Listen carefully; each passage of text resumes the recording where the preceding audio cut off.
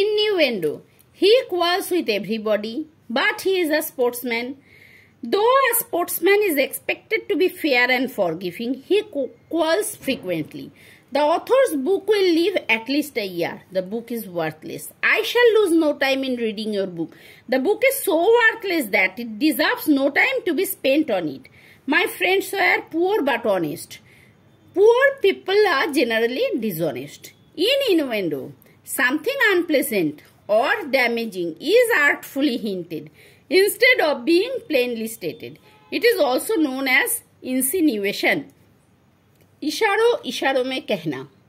इनुएंडो को हिंदी में निम्नलिखित शब्दों से व्यक्त किया जा सकता है। इशारा, आशय, संकेत, अर्थ विशेष, परोक्ष। इन शब्दों का उपयोग तब किया जाता है जब कोई व्यक्ति कुछ कहने के लिए इशारों या संकेतों का उपयोग करता है। तुम्हारी कार बहुत तेज चलती है, लगता है तुम्हें रफ्तार पसंद है। इट सिंपली मीन्स तुम्हारी कार धीमा चलती है। Let's understand by some examples. If he knew a little law, he would know somewhat of everything. He has not mastered his own subject. He can know only a little of other subjects. To my steward, I have left nothing in the will, as he has been with me for these 12 years. The steward has already amassed wealth by other methods.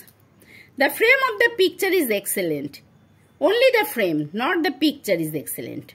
A word to the wise is sufficient. It is only the ignorant who require words to be repeated. I do not consult physicians, for I hope to die without them. Physicians more frequently send persons to death than save them from it. Such treatment I did not expect, for I never had a patron before. A patron, far from assisting an author, treats him coldly and with indifference. Thank you. Like, share, subscribe my channel Madid and comment.